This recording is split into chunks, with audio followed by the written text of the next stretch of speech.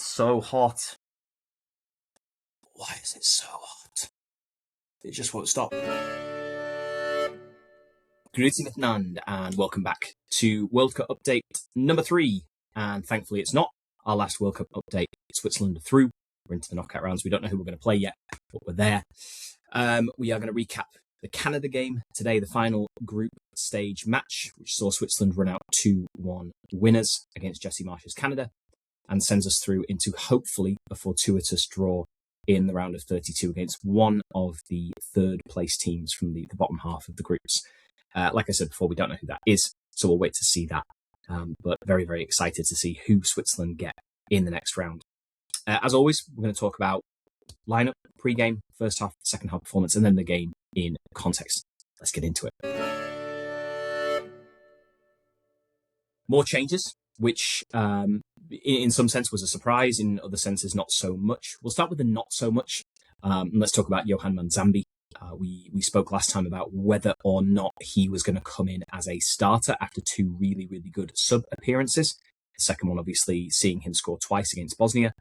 He did get the nod, which was good to see. I was kind of hoping that he would be there, although positionally, a little bit surprising that he wasn't more central, but we'll talk a little bit later about what kind of role he played tactically for Switzerland in the game, because technically he was brought in as a winger on the right-hand side, alongside, of course, Ruben Vargas, who came back into the starting lineup, again, deservedly, after his impact against Bosnia.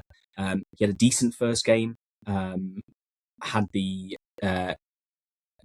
disappointment, say, of dropping to the bench for the second game, and then after his performance there, got the nod to start on the left-hand side of the attack against Canada. Elsewhere, however, a couple of surprises. Djibril Sow coming into the midfield. Maybe not so much of a surprise, just more of a how come. We've spoken previously about how Yakin seems to like this kind of flat midfield three where everyone kind of does the same job, kind of rotates around in terms of maybe pushing forward every now and again, dropping back into the defence every now and again. Sow, for me, very, very similar player in terms of what he does to Xhaka and Freuler. Again, I would quite like to see, especially in a game against Canada, where maybe the midfield, as we'll talk about later, maybe isn't that important. A two kind of pivot in midfield with, say, Xhaka, Freuler, Xhaka, Aebischer, Xhaka, Sow, whatever kind of variation on Xhaka and someone else that you want. With someone like Manzambi, if you're going to play him, if you're going to start him, maybe play him more centrally where I think he's more naturally going to fit into the system. But Yakin sticks with the 4-3-3. And then the bit of the odd one was Luca Jaquez coming in at right back. Not that I don't like the guy. I think he's got a lot of talent. I think he's got a big, big future in Swiss football after coming through at Lucerne, moving off to Germany last season. I'm just a little bit confused as to why he was playing at right back. I thought Sylvain Widmer had a good game against Bosnia. He is the more natural right back, of course. And that makes it three different right backs that Yakin has started in the three games. We had Denis Zakaria in the first game, Sylvain Widmer in the second, and now Luca Jaquez in the third. And of those three, only Widmer is the natural right back. So I'm a little bit confused as to why Yakin made that switch. And it does make me worry a little bit about whether or not Yakin knows what his strongest 11 is yet. I do feel by this point in the tournament, especially going into the knockout rounds now, you do have to have some idea of what your strongest group is. Now, whether he was rotating simply because he believed that was the best group of players to play against Canada, tactically, okay, that might be it. But to me, especially when you're playing three different right backs in the three different games, it does feel to me like you're still kind of testing the waters a little bit to see who's your best option there. And I do think that's a little bit risky. So I'm hoping that by the time we get into whoever we're playing in the next round, we kind of know what that starting 11 is, and maybe we're not going to see so much rotation in that game. Like I said, maybe it is Yakin changing things around because tactically he thinks that's the best approach. And hey, it's generally worked so far. We haven't lost a game yet. Won two pretty difficult games, I would say, against Bosnia and Canada. Obviously, you got the first against Qatar that should have been a win, but it's all good. We've gone through as group leaders. We have the fortuitous draw. We're in Vancouver. We've pushed Canada down to LA, I believe. And look, we just got to see where we go from here. So let's see who we're going to play. But let's talk first about that first half against Canada.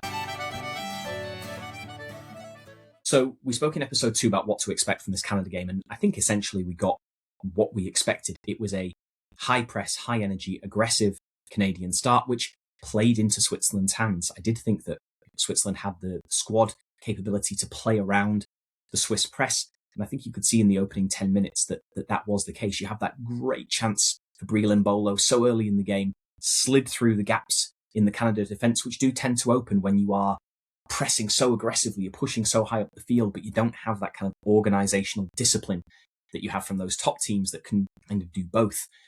The ball comes through, Embolo's one-on-one with a defender on his shoulder, but you have to score those chances. It can't be that in a tournament where we've seen Switzerland waste so many opportunities, your number 9 is putting that ball straight at the goalkeeper. It's good goalkeeping from Crépeau. I will say he comes out, he makes himself big, he narrows the angle. But Embolo has to be scoring those opportunities if he really truly wants to be this unquestionable number 9 for the Swiss team. We then get back into the argument about whether or not Switzerland have any, depth in that position at all. And I think it is becoming more and more obvious that right now we just don't. You've got Amdouni, you've got Itten, but they're not getting into the team ahead of Embolo. And in that sense, he's got to step up and score those opportunities. Now, luckily, the game played out as it did. Switzerland win anyway, but that could have been another one of a long line of missed opportunities for Switzerland in this tournament. It just can't continue to be this trend that we see from the Swiss. Now, on the whole, I'm going to be a bit negative about this half because I didn't think it was a good performance from Switzerland at all, particularly in the first 45. The second half is something a little bit different, which we'll get into later. But the first half there was a lot of problems for me. I thought the opening 10 minutes were generally fine. And then as Canada start to come more and more into the game, some problems appear in the Swiss approach. Now, the missed chances are one thing. What I will say is that tactically, I think Switzerland played the right kind of game. I think that if you look at the first half particularly, there's a lot of bringing the ball right back to Gregor Kobel and using Kobel as kind of like the spare man against the Canadian press. They obviously expected Canada were going to press high, and they do play around it pretty well. Utilising Kobel as that spare man, they play around the press pretty well. And then once the space is created, it becomes this long ball to Embolo and Manzambi. And Manzambi obviously is brought in as a right winger, but he's playing much, much more centrally, I find, in the first half. He's almost like a second striker alongside Embolo. And it's like they're trying to kind of bring the Canadian press onto them, knowing that they're going to come anyway, because that's always how they were going to play. But then instead of kind of playing through the lines and playing through the midfield, we go long, we go direct, trying to kind of turn around the Canadian defence, obviously thinking that Embolo and Manzambi are going to have the strength and pace to do that against them and create some chances that way. I think that's a great tactical approach. I don't think it worked necessarily. I don't think the balls were the right ones, or the Canadian defence actually dealt with them pretty well. They often had kind of 2 men on either Embolo or Manzambi, whoever was the first up, and I think they did pretty well at isolating them. And again, this comes back into my preference for maybe a 4-2-3-1, where you have Manzambi a little bit deeper off Embolo and not alongside him or on the right wing, because I think that what Switzerland lacked was a connection between that kind of deep-lying midfield and the forward line. Every time the ball went into the midfield, instead of going long to Xhaka, Freuler, Sau, whoever it was, it felt like it was just being given away almost automatically. Poor passes, poor touches. There was one point where Freuler gives the ball away probably twice within 30 seconds and then gives away a free kick, which gives Canada the chance to whip it into a dangerous position. It just felt like they were turning over the ball so much. And then when it went long, it just really wasn't sticking. Nothing seemed to stick. And to make matters worse, kind of on top of all of this, you have this kind of oddly emotional approach from Switzerland in the first half. A lot of kind of late tackles, needless fouls given away, players seemingly a bit wound up by something. I don't know what it was. Maybe the pressure from the Canadians, maybe the crowd. I'm not sure. But there was something annoying the Swiss team from what I could see. I can think of multiple occasions where, like, Freuler giving away free kicks, Vargas giving away free kicks, Akanji, usually that really cool head, getting really irate with a Canadian attacker over kind of challenging him for the ball under pressure as he was trying to see it out for a goal kick. You're really getting in his face, really upset by his actions. And I'm not 100% sure why. You then have this kind of like culmination of it all where Xhaka's about to take the free kick. Larin, the Canadian striker, kicks the ball away. Xhaka kicks him as a result. And then you have that bit of a melee. These are the things in football that really annoy me, particularly from the referees, because you end up with Xhaka being booked as well as Larin, who was the one who kicked the ball away in the first place. But because a melee breaks out and people are pushing and shoving, the referee comes over and does that classic referee thing of, I'll sort this out. I'll show how strong of a referee I am by booking both players, even though Xhaka technically has done nothing wrong against the rules. I don't think he's even really involved in the pushing and shoving that comes later, but because he was there at the start, I'm going to book them to make a point. But it's beside the point. It doesn't really matter, but it's just kind of, it's emblematic of the emotion that was there in the first half that I didn't really feel needed to be there. It was kind of a juxtaposition to the tactical approach, which I think was actually quite sensible. And I think if Switzerland had had calmer heads, I think if they could have maneuvered their way through that opening period of Canadian pressure that they knew was coming anyway, I think that the strength and the skill and the quality of that Swiss side is going to win out in the end. I think they just needed to have a little bit of patience, which kind of we see in the start of the second half. But I think what bugged me so much about the first half was that I feel like if you're going to take this into the knockout rounds, it doesn't really matter who you come up against. Better teams are going to make you pay for performances like that, for giving the ball away so much, for being pulled out of position so much, for being kind of emotional and getting a bit of needle into the game where it doesn't need to be there. Other teams will punish you for that. And I think that the only saving grace for Switzerland was that Canada just technically don't have the ability to punish you for that. The press is good. It's all energetic and everything. And it does kind of bother teams, even if they're better at playing the ball around, it will get under their skin. But when the opportunities arose, and they did arise, because I think Gregor Kobel probably had more to do in that first half than he's had to do in either of the two opening games against Qatar and Bosnia, I don't think that Canada were able to properly take advantage, whereas other sides absolutely will. So Switzerland really, really need to be careful about bringing that level of performance into the later games. It simply can't happen. Now, whether you put that down to tactical decisions, whether you put it down to the players' mindsets or just their kind of performance on the day, it doesn't really matter. It just can't happen again. And the entire organisation needs to make sure that they look at that and say, right, this can't be the level of performance that we go forward with in the tournament. Now, that feels a bit negative, and I guess I was a little bit negative at half-time. I wasn't seeing the positives as much. If I go back and look at the game again, I'm sure I'll see a little bit more that I like. But the stats suggested at the very least that Switzerland had more of the first half. The bigger chances, probably helped by that Embolo chance. The Canada chances were kind of half chances. Kobel dealt with them effectively, but it just felt like Switzerland were giving Canada a bit too much of the game, a bit too much than was necessary for a game like that should have been a little bit more manageable. Now, the second half starts absolutely perfectly. If there were problems in the first half, you wipe them out immediately by scoring right at the start of the second. Now, Leeds fans, look away, because this is what we spoke about in the last episode. Like I said, as a Leeds fan, I've lived through Jesse Marsch. I know what to expect from his team. And Ruben Vargas's goal in the 46th minute was something that Leeds fans experienced most weeks watching Jesse Marsch's Leeds United. Ball played over to the right-hand side for Switzerland, where Manzambi takes control of it. And all of a sudden, for whatever reason, the entirety of the Canadian defence moves to that side. Even their right-back, who suddenly is on the far side of the penalty area. So Manzambi looks up and sees Ruben Vargas completely open at the back post, knocks the ball across, and he's got about a week's time to get the ball, slot it into the bottom corner. Easy as you like. Now, I know that the Canadians right now are really on a high. They see the positives of Marsch. They see the positives of his system. And I know that Canada are getting better and better as a footballing nation. It's great. That kind of stuff needs to be wiped out. That is Sunday league stuff. I don't know why this is something that Marsch hasn't been able to fix in his time as a coach, that his defence gets all pulled over in one big kind of, amorphous blob to the other side of the field, leaving people wide open at the back post. But it just keeps happening. And I'm surprised that more teams don't utilise this against his sides. I think that if any team playing them has any sense, they'll be watching this and thinking, right, this is the kind of thing we need to do. Still a great ball from Manzambi, still a great finish from Vargas, but the defending is pretty shocking, especially at the start of the second half, where you should kind of have your heads switched on after your team talk and your rest.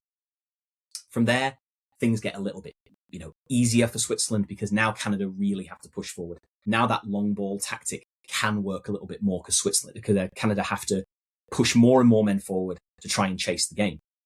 And it pays off, because a few minutes later, you have the long ball from the back. Embolo does fantastically, really what you want from him as that number 9, that system number 9 that we've spoken about, where he holds the ball up. And it's like he's just holding off the defender, waiting for Manzambi to come. It seems to take a few hours. And he just slides the ball to the side. Manzambi comes into shot and just powers the ball at goal. It's not the best strike of the ball. It's at the keeper, it's at Crepo, but there's so much power on it, kind of like his volley against Bosnia, that he can only kind of turn it into the back of his own net. I don't want to oversell Manzambi. You don't want to get too hyped about a young player because we've all seen what happens to young, promising players in the past. But when you're on this kind of form, when you're on this kind of tear, you can't help but be impressed by the guy. This is a player that Switzerland really need. With Shaqiri retiring recently, they need that star quality, someone who is going to be able to change a game and can just put a game to bed. And that's what he did. It would have been nicer if it was a little bit more secure going forward, but Manzambi has been a real revelation this tournament, and I hope that Switzerland remain in the competition as long as possible in order for him to show exactly what he can do against tougher opponents, because I think he becomes that player where teams start to focus on him and where he is on the field. And once you've got that kind of guy where teams are focusing on him rather than the rest of the side, it opens up for the rest of the talent that Switzerland have, which they do in abundance. You look at players like Vargas, Embolo and Doi and others who are going to benefit from that open space by teams focusing a little bit more on Johan Manzambi. Now, like I said, it would have been great if Switzerland then could have just kept their heads and maintained that 2-0 throughout to the end of the game. Obviously, Canada were going to push. Obviously, the momentum is going to swing a little bit more in that way. But realistically, Switzerland should really have had enough to deal with it. Problem is, against Bosnia, we spoke about Yakin's substitutions and how they changed the game for the better for Switzerland. Well, this time, it seemed to switch things in the opposite direction. Despite the fact that he was bringing on sensible options, something about those substitutions just didn't quite work. As soon as the first substitution is made, Widmer and Eberscher come on, Canada go down the other end and score. It's a well-worked goal. It kind of comes out of nothing, and you kind of wonder where all these gaps have come from in the Swiss backline when you're 2-0 up and you have no reason to be wandering off in different positions. But it's a fantastic finish from Promise David, really, really good. Him just off the bench as well. And all of a sudden, Canada have got 20 minutes basically to bring the game back, and they push. And there's a lot of opportunities. Kobel does really, really well on the whole with a couple of the headers that come his way. At the end, nearly drops a clanger right at the death, but manages to recover really well. There's a reason, I think, why he ended up with man of the match from a lot of sites that kind of focus on the algorithm and the amount of stuff that he does in the game. Because, like I said previously, I think this was the busiest he's been at this tournament easily. Not just with his feet as well, not just because he gets brought into the game more, but actively making saves. It's the first time that we've really seen him tested multiple times throughout a game. Now, like I said, Canada were chasing the game. They're at home. They're always going to be aggressive. And they did well to push Switzerland as much as they could. But for me, it's not a great Swiss performance. In that sense, though, you could look at it as maybe a bit more of a positive in that they haven't played well, but they have won the game, got the top of the group, despite not being the best version of themselves. And like we said at the start, maybe with Yakin not really knowing his best starting 11 yet. But the job was done. Final whistle went. Thankfully, Switzerland take the group, beat Canada, beat the hosts, and set themselves up, fingers crossed, a nice draw in the knockout round. Let's talk about the game in a bit of a wider context.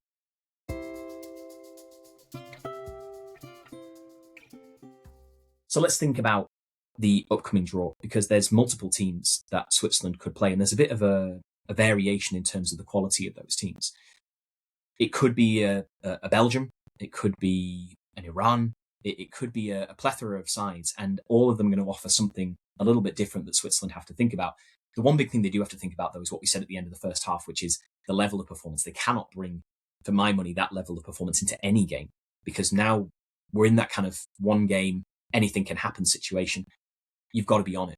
You can't be over emotional. You can't be sloppy with the ball. You can't be giving away silly free kicks and not getting any kind of flow into the game. Tactically, Yakin's got to get it right as well. I don't know if he did in the first half, really, in terms of the lineup and the positional kind of organisation of the players. But I wonder, who does Switzerland want in the next round? Who would Switzerland match up well against? There are so many teams that to pick from just because of the nature of this competition. I think that potentially Sweden could be an interesting matchup. You think about the defensive frailties that maybe we've seen from Sweden in the Netherlands game, for example, but they do have quite strong attacking play as well, and they will bother a Swiss backline that didn't look amazing against Canada. But then you've got maybe a team like Iran, who are much more defensive, will give Switzerland a lot more of the ball, maybe as they saw in, say, the Qatar game and the Bosnia game, and that might work well for them. But then you've got sides like Belgium in there who, are always going to be a threat. Yes, they're maybe not at their best right now. They're maybe aging and a little bit on the way out, but they're always going to be a problem in a tournament like this. So I think that, whoever it is, Switzerland have to adapt. And what they've proven so far in this tournament is that they can adapt to these situations. So I think that whoever it is, Switzerland will have a chance, but they've got to be heads on for whoever it is that pops up the next round, because anything can happen in these knockout games. For the Swiss team, I think that finishing top of the group was the job. That was the job done. Arguably, you could say, hey, probably should have been 9 points, but I think ultimately it doesn't matter. You've got the job done. You've beaten the two stronger sides in the group, which is great. It should set them up with some confidence for the next round. And you've got some players that are playing really, really well. You've got Manzambi. I think Vargas is having a great tournament as well. Dan Ndoye is always an option off the bench too. He hasn't scored yet, but he's been very, very dangerous with the ball at his feet. Embolo, maybe he hasn't scored as many as he would have liked. You think about that missed chance in the first half, but he's a strong number 9, one that defenders will always find it hard to play against. And you've got a great goalkeeper in Gregor Kobel, who I think, despite not being tested, has done what needs to be done on the whole. We'll just have to wait and see what happens. I'm intrigued to see who we get, excited to see, and I'm excited to see you in the next round. And hopefully, it won't be the last video that we make. Anyway, I'll see you then. As always, thanks very much for watching.